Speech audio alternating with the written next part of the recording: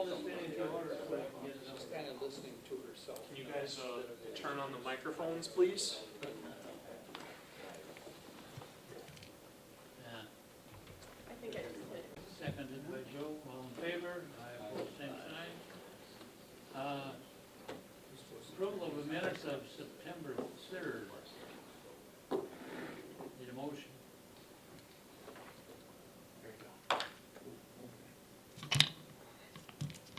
I move to accept the minutes of September Motion 3rd. made on the minutes of September 3rd. I wasn't here. Oh. Seconded by Joe, all in favor? Aye. Opposed, same sign. Any public comment? No public here. Excuse me. Receive information from supervisors not seen, they're not here. Budget report from administrator. Thank you, Mr. Chair. Go ahead. You guys, you should have this packet in front of you. It says Public Safety and Highway. I'll just go through and I'll go through some of the highlights. Also, you'll have the separate loose sheet of paper that says additional funding requests policy. You do have one item there that would fall under the purview of this committee, and we'll cover that right after we do the summary of the different departments. So if you dig into the packet here, first department that you have is the Clerk of Circuit Courts. And if you turn to, it's page 97, I'm not quite sure what logic the page numbers have, but page 97 near the bottom that has the pie chart, you'll notice under notes that we have a couple different adjustments there. What page number? 96? Yeah, it's actually the third page, but if you look at the bottom under the page numbers, it says 97. That's why it's a bit confusing, but it's the first department, which is Clerk of Circuit Court, and it's the page with the pie charts. So under notes, you'll notice that for state aids, we're actually budgeting some additional money. This is actually a change that came from the state.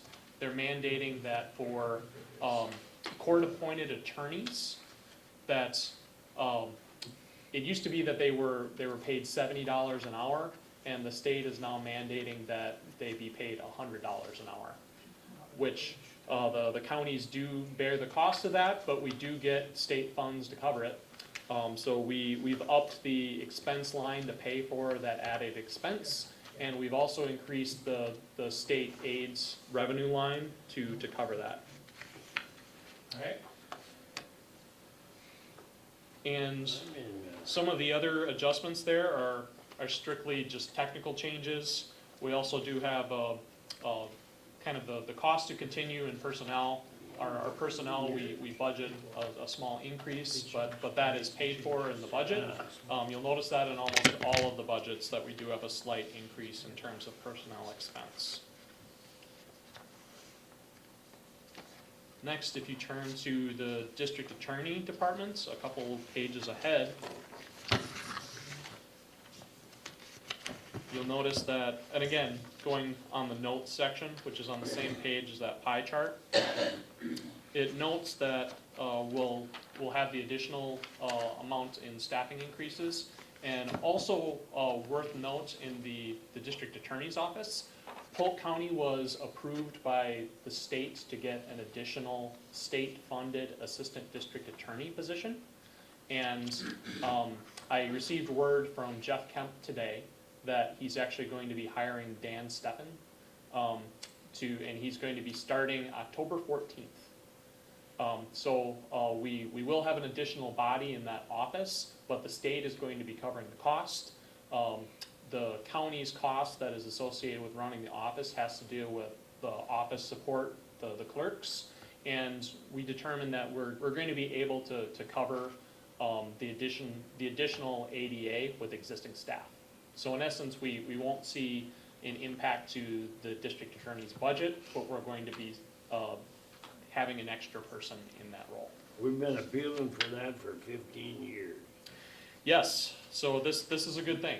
We're going to get some more, that they should be able to clear some more cases, that's good news. Well, we've The- been asking for a full-time. And we are getting a full-time, another full-time ADA. The difference is, and we'll get to this in terms of your policy choices when we get to the end, but we do have several considerations there, which I'll cover when we get there. Next, if you turn a couple pages ahead, you'll see Department of Law Enforcement, the Sheriff's Office budget.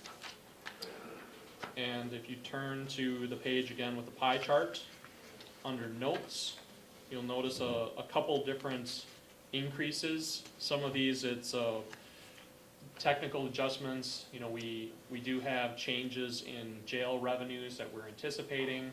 We've got slight increases in the boarding costs, which we're going to be associating with those expenses. And also, this was something that I mentioned in the PowerPoint presentation when I presented the budget 2 weeks ago. But we are presenting a somewhat different plan in terms of capital replacements for items. This stemmed from when the sheriff presented their budget this year. They had one or two very large items. Specifically, top of my mind, they had replacement of the handheld radios, which, if you were to do it all in one shot, is approximately $440,000, which is a big amount of money.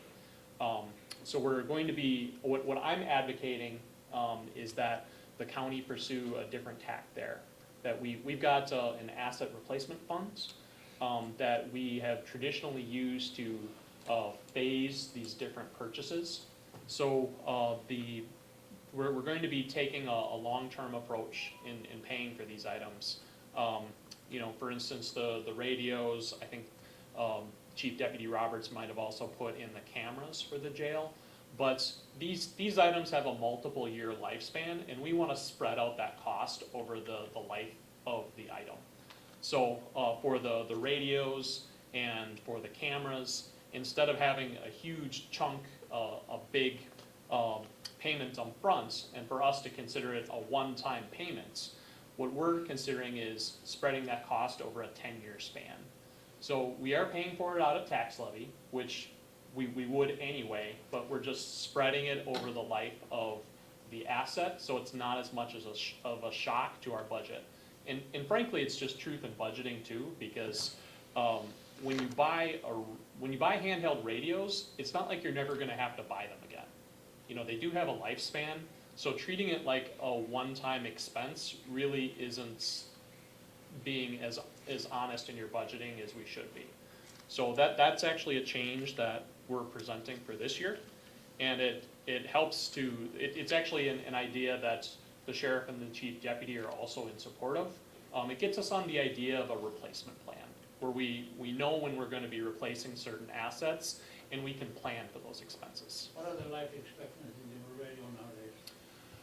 I think we put it in as 10 years. Knowing technology, that's always your best guess. And always there's the potential that there could be a big difference that you hadn't planned on. Like I know about 10, 15 years ago, the FCC mandated that we narrowband our channels. Right. And that was something that nobody had planned on. And almost everybody that was affected had to go and buy new radios. So there's always the chance that something like that will happen, but I think 10 years is a reasonable guess at this point, and it gives us something to work off of. What do they do with the old radios and handguns? Well, the old radios, given that they're end of life, and we tend to squeeze every little bit of life that we can out of these, I know that we had some issues where they're so old that it costs us additional money to support them. I'd imagine they might have minimal trade-in value, but I don't think we're counting on big dollar amounts from them. And it's not one of those, like the comparison that you might make is holding onto a car with 300,000 miles. You know, it could fail at 300,001, or it could go another couple 100,000. You never know, but if you're being smart about budgeting, you tend to assume that it's going to fail. So that's why we're actually changing up the different budgeting philosophy in this case. Do you know about when we'd have the radios in operation? July? Well, the budget goes into effect in January 1. I think that we might have to do an RFP for that, but the other side is there's not too many radio companies out there. I think Motorola is one of them, but there's a handful of other ones. But given the level of expense, we probably have to do an RFP. So it might take a couple months to get them in place. Yeah. And the other thing is because we treated this as a one-time expense when we originally did it, it's not like we can replace 1 year's worth of radios and then do that for the next 10 years. In essence, what we're doing this time is we're gonna be doing a blanket purchase, and we'll pay for it out of the capital asset funds, and we'll be repaying that. So we'll be replenishing it, but because of how long we waited, it's not like one-tenth of the radios are going to be replenished each year. In this case, it's going to be a big blanket purchase. I think that's what we're planning to do.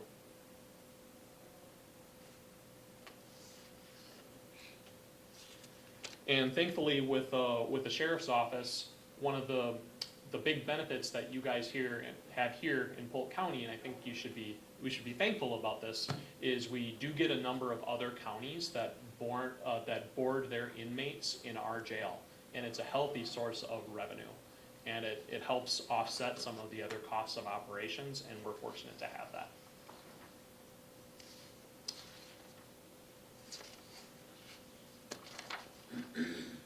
Next, I guess I'd progress a couple pages over to the highway departments. It's a number of different pages ahead. And if you'll notice, under, again, the page with the pie chart under notes, we do show a slight cost of increase for the personnel. And also important to mention, we do anticipate that we will get some additional revenue in terms of general transportation aids from the state, but we haven't reflected it in our totals because unlike some other counties who may say we're getting 2 or 3% more in general transportation aid, so we're going to reduce the amount of money that the county puts in, we generally don't have that philosophy because number one, the amount of funding that you get from the state is based on a formula which takes into account the amount of money that the county contributes. And while it might help us out this year, we'd be shooting ourselves in the foot for future years. You know, we'd be getting less aid in future years. So the philosophy there is that when we get the additional revenue, we'll be putting that into more materials, and we'll be able to make greater progress on fixing and maintaining our current roads, which we're fortunate that the county has really made a concerted effort to have that consistent support for the highway departments. Just in speaking with some of my colleagues in other counties, they have cut their highway supports, and some of them are looking at replacing their roads every 50, 60, 100 years. I mean, which is ridiculous. The average lifespan of a road is anywhere between 20 and 30 years, depending on the type of material that you use, and it could be even less. So the county is actually very fortunate that in past years, you've chosen to make that investment in terms of tax levy in the highway departments. And that's pretty much it in terms of the packet here. We do have the capital improvement plan, which details some of the costs associated with the sheriff's office. I mean, I mentioned the handheld radios. We do have some other projects that we're carrying over from this current year, just in terms of, because we're not able to get to them this year. We've got the jail controller project, and also I think there's a CAD upgrade, which the sheriff's office is recommending that we carry over into 2020, and I fully agree with that.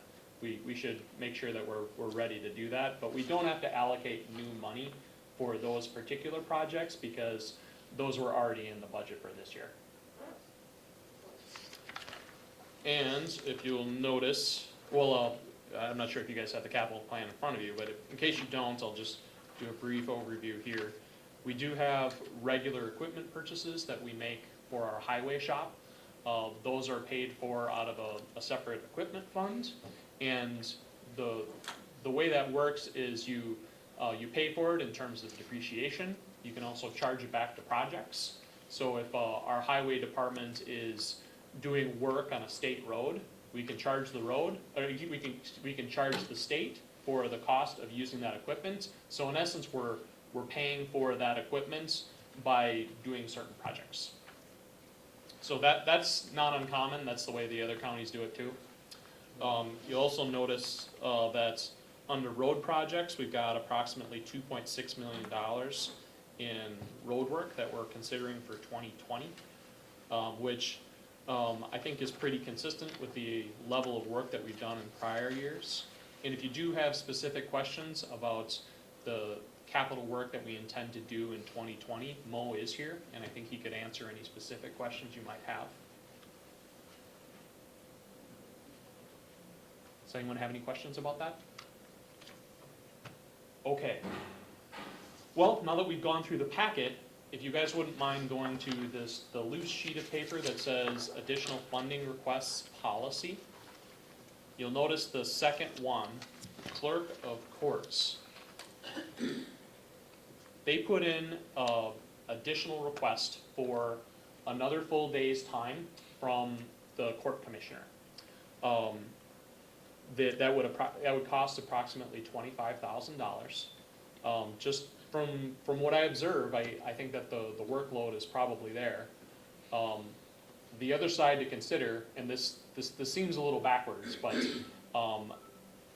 any effort that the county makes to kind of fund additional personnel would be considered in our case if we wanted to get an additional judge, which I know that's been under consideration for a number of years, but it's just one of those things where if the county makes a point to pay for personnel, then that's kind of, that's the level that we're going to be. If we get additional personnel, there would be the expectation that the county would maintain that level of service. So if that's, not that completely removes the possibility of funding the $25,000, but that is something that this committee and the county board should consider. And also, I think this is an important fact. This is a new revelation. This actually came to my attention late last week. Our finance director, Maggie, she was filling out our state levy, property tax levy worksheets that we submit to the Department of Revenue. And when we submitted it, we got some additional feedback from them that there were some changes in how personal property was calculated, and there are some other factors that actually work in our benefit.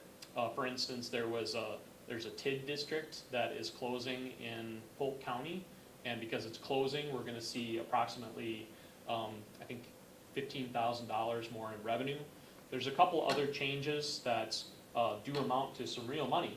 I mean, total, we're talking over $200,000.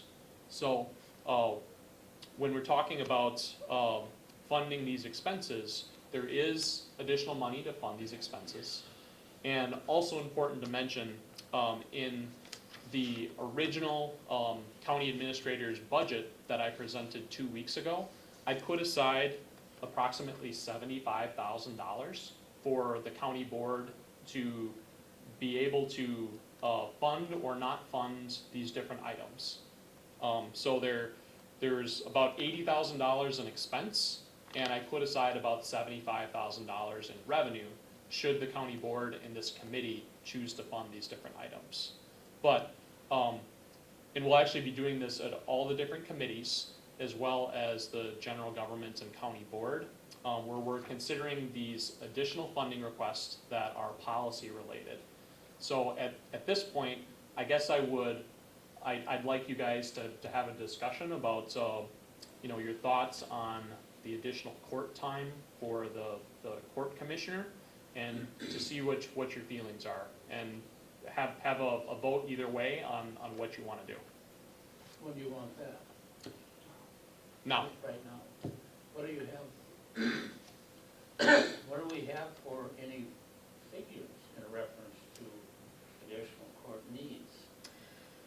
I can tell you that, just anecdotally, that the two judges are pretty swamped. They don't have much in the way of spare time at all, and I'm a little concerned with the additional assistant district attorney that's needed. But if we have an additional assistant district attorney that is putting in more cases, but we have a bottleneck when we come to the judges and the court commissioners, then we might not see a positive benefit. Well, I'm all for expediting and judicial factors, but, and it appears to me, and it's been an experience in the past, that a number of years, that anytime we increase a prosecutor, we're going to definitely increase a need for, and I'm all for expediting justice, for heaven's sakes, let's punish them before they die, you know. Sure. The other thing I wanted to mention, because I anticipated there might be some question about how the court commissioners' time, what they use their time for, what kind of cases they hear. Generally speaking, the court commissioner hears almost all of the child support cases that come before Polk County. In addition, they handle a lot of the initial appearances. They handle, I guess you could say they handle some of the lower level functions that are associated with the judiciary.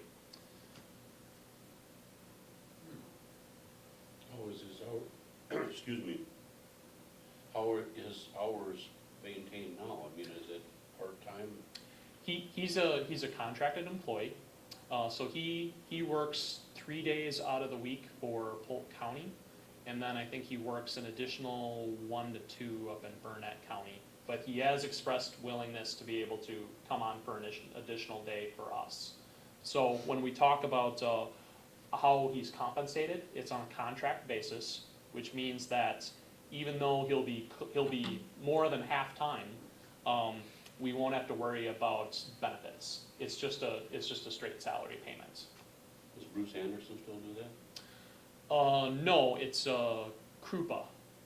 His last name is Krupa. Jim Krupa, he's a partner with him, Judge Rasmus. Jim's a good man, Bruce is retired, I think, isn't he? pretty much. My impression, last time I talked to him. I would, now that we have another full-time district attorney, I would think within at least a year or two, we'd be allotted another full-time judge. It's in the range of possibilities, but I think that we've thought that we were gonna get a judge for a number of years here. And this most recent time, I think we were taken out of the running. I'm not sure what was involved in that. But we do have capacity. I mean, we've got the 3 courtrooms, and we Yes, only have we 2 do. judges. That's been our benefit when we made the application that we had to, and so that did put us ahead of, I think, several other counties. Didn't help. For years. It's a step at a time. Well, But if you- fortunately, there has been some other judges available to come and fill in pretty rapidly. If you need an approval or at least proposal from my perspective, I make a motion that we expend or offer the expenditure to compensate to comply with some of the needs that are necessary in our system, keep things moving. I'd second that move. All in favor? Aye. Aye. Okay. Opposed, same sign. We'll move forward to that recommendation of the committee to general government Correct. for consideration, and it'll be on for full county board as well. Correct. Thank you. Okay, anything else? No. Okay. Find out where we are. Annual budget amendments are taken care of. The presentation by the sheriff's department. Whatever you have. Well, on the agenda, it says the annual report for the sheriff's office, is that happening today? That would be up to you guys. Yeah, I'm Or- currently not prepared to do the annual Okay, that's Or right. I'm assuming that's the chief deputy, that does that. Yeah, What we're here for today, and I don't know if this, if it's in the agenda or not, is, it is. Officer Peterson's gonna give a demonstration on a new, tool that we got. That's much more interesting. Yeah. Yeah. Is this the force-to-force training? Yeah, it's our pepper ball launcher, so I'm assuming that's where that falls in, but. Okay. Shoot it, John. So I'll let Officer Peterson give the demonstration again. Good afternoon, my name is Ori Peterson. I worked at Polk County Jail for a little over 2 years now, and most recently, me and a fellow officer got to go to pepperball launching training seminar. In that seminar, we got to learn how to maintain and train other officers, as well at the end, we got to do some practice on the range with these, with multiple variations of these ones right here. Where was that at? It was down in Minnesota. I'm not really sure what location was at, but it was in a bigger location. It was about an hour and a half away. Yeah. From here. It was a 2-day course. So while we were there, we went through everything. As you can see, if anybody here has used a paintball gun before, it's built on the same kind of platform. Originally, this is how pepperball was launched. Up here you have the hopper. Right here, if it ever gets jammed up, you're able to slide it back, shake it out, while the hopper still stays full. We have the slide mechanism right here, with the safety right down here, just like any other gun. Down here we had an added bonus of an air tank on and off valve for storage, so we don't lose the air, we don't have to keep refilling them. The nice thing about this pepperball launcher is that we can be up to 60 feet away and still have accuracy. So we'll be able to open the door and be able to pretty much spray wherever we need to inside the jail. If we're unable to open the door, we'll be able to open the trap, and we can lay it on the feet. The powder will still rise up, so it will still be effective on them. If any of you guys would like to see it, I'll kind of hand it around. Just, you can play with it, you can pull back, you can cock it. There is no air in it, and there is no launch or balls in it right now. So, at the jail, we'll be using a live X round. It is red and gray. Inside it, it has a pile of powder. Not unlike OC pepper spray, it has the same reaction. The only benefit to this, it's not oil based, so decontamination is a lot easier. If you get sprayed with OC pepper spray, you get sprayed, you have to shower the person off, and it can re-flash here next time you take a shower. If you get sweaty, you're gonna get that same effect again.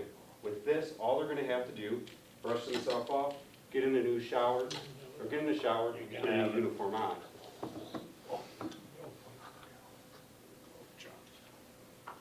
I don't know if anybody here has actually been ever hit with a paintball gun, but it leaves about a 50-cent welt where you get hit at. So this does the same thing. You're gonna get the same response. You're gonna be a little sore for a couple days in that area, but it's not gonna keep you from doing daily activities. If we went to the OC spray, which we do carry right now, like I said, you have to be a lot closer, and this is a great asset to the jail, just because officer safety, and you can do a greater area of it if there is an issue arises. The plan is also to kind of keep one down at one end of the jail and one at the other end, so it's readily available in case an emergency if that happens. You have to, Yes, we do have two. everybody trained now? We are not trained right now. As of right now, we're still making up a policy and procedure that we follow. I know somewhere in the policy procedure, we're gonna have, no head, neck, spine, or groin areas. If that does happen, it will have to seek medical attention. Now, I've been hit in the head and the spine and the groin area with a paintball gun, and I didn't need medical attention, but for safety, we will seek medical attention for that. So we haven't used that yet. No, we have not used it yet. Still using the stun guns? Yes, tasers, yes. Not often, but very seldom we do have to bring those out. Last time we had that demonstration, I volunteered. Oh, yeah, we would shoot me on that. Sure. You got stunned yourself? Huh? You did the taser yourself? Yeah. They did it on me. Oh, We had a demonstration of that. Wow. Amazing, huh? Ain't nothing worse than on the farm, but Electric fence. Is this only for use in the jail? this will be only for use in the jail right now. It does have capabilities to be used, on patrol as well. So So the rounds that we have, sorry, Orion. No, go ahead, I didn't actually start it up, thank The you. rounds that we have that, OC powder inside of them. So in addition to that, they also make glass breaking rounds, so a lot of, SWAT teams and stuff use them to, if they need to get into a car, if they need to get in a building, they can break the window, and then fill it full of the OC spray afterwards, make the person come on to you with it. One of the benefits, and I don't know, I've talked to the chief deputy about, expanding this into patrol, and we're just not quite there yet. I think in the future they probably will be. So one of the bonuses of those glass breaking rounds is if you're trying to shoot a window out and somebody's standing behind the window, it's a lot better to get hit by a hard rubber ball than it is to get hit by a beanbag or a other rubber bullet or something, because they're much less fatal. But essentially, you're not gonna you're less likely to accidentally kill somebody with this than you would with like a beanbag round or something like that. Yeah, but they're pretty awesome tools. Sorry. No, Are they I'm gonna glad you need don't mind. just two there then, or Just two. at the time, or? Right now, I guess the only plan is for two right now. Yeah, so the plan is for two, and, we'll leave them locked up in the control areas. The hope is to never ever have to use this. It's more so for if we have tried all of our other alternatives and nothing's working, or, another really good thing that a pepper ball launcher brings to us is, crowd control. iPod's our biggest pod, it holds 32 people. Even when we're full staff, the most you usually would have would be 4 officers to respond, so there's 32 people, with iPod up for grabs, we could control a pod with something like this rather than trying to be 4 on 32. So it's a really good force multiplier for that. Thank you. Any questions? Really? So are you estimating the training on the guns at 25,000?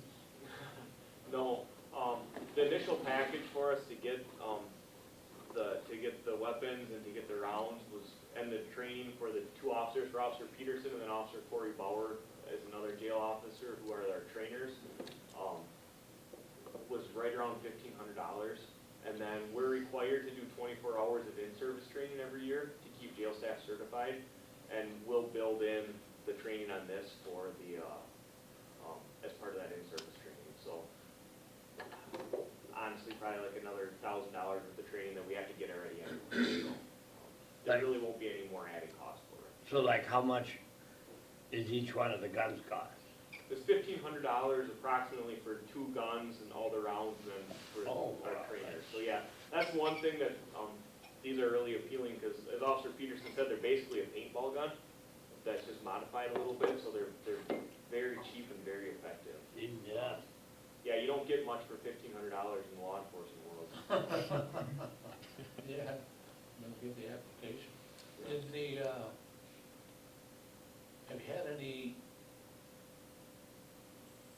experience of, or not personally, but any documentation of experience of the effectiveness of the material that you're using? So if I get it correctly, you're asking how effective this is? Right. So I've seen a lot of videos. The pepper ball launcher trainee showed us a lot of his stuff. They did training on themselves. One of the guys in class got shot multiple times. He went down pretty quick. Not in pain, but because of the reaction to the Pablo powder inside the ball. It was very effective, and it's something if I hit 5 feet in front of you, you're gonna get those effects. So I don't have to make direct contact with you to get the same effect. So that's very nice. I think, correct me if I'm wrong, but didn't Officer Bauer took a couple rounds of the training, didn't he? Yes. Yeah, so yeah, the other officer that we sent, got shot with it a couple times, so. Yeah, it's a very unique weapon and it's great for jail settings. One of the problems that we have, just because of the product of how the jails are built, there's a lot of places you can't really see where somebody can hide in, hide in the shower, hide in the staircases, and we don't really know if they're armed, and it just is a really tough situation. With this, we can stand, as Officer Peterson said, in the door, and even if we can't see the person, we can launch the pepper projectiles in there, and when they hit the ground, they'll dissipate and will make them come out to you. I previously worked in Barron County, in the jail, and we had this there, and it's very effective for staff safety to be able to make the person come out to you rather than going into an unknown situation, you know, 'cause, you know, in a correction setting, there is no weapons, but everything's a weapon, you know. You'd be surprised people. So, ideally, it hangs out in the control rooms and never comes out of the box, but it's there if we need it. Good. I ain't gonna volunteer no more. Yeah, maybe another committee, Officer Peterson can come back and let you guys take a couple rounds if you want to, but we don't have the air conditioning going here. Well, we'll give you Johnny. Yeah. Yeah, there you go. He knows the effect of. Dr. Osborne's younger than I am. We might need you guys to sign a waiver if you Yeah. wanna do that. I don't have to. I'll be honest, in previous agencies I worked for, I was an instructor for pepper ball, and they recommend you take a round, and I was too chicken to take one. So. I'd be happy. I'm not too proud for that. I say a lot of people carry guns, they don't have to be shot to carry guns, so. Yeah, right. I'm pretty happy to take your word for that. Yeah. Okay, do you have anything else for us? No, I appreciate the time you guys gave me today. Well, We appreciate it, thank the you. information. Okay, thank you very much. How about our work plan? Is that what we're looking at here? Sure, and I think you've already had this on your work plan, but just to reinforce that, I know that we're gonna have at least one technical amendment, because I mentioned the general transportation aids, the increase that we get from the state, that's not factored into the budget right now. Oh, for the. But by November, we should have that, Mo? Should have within the next couple weeks. Okay, and we'd be able to present it to you guys, and you'd consider it as part of that technical amendment. Good. Okay. Well, does anybody have anything for the next meeting?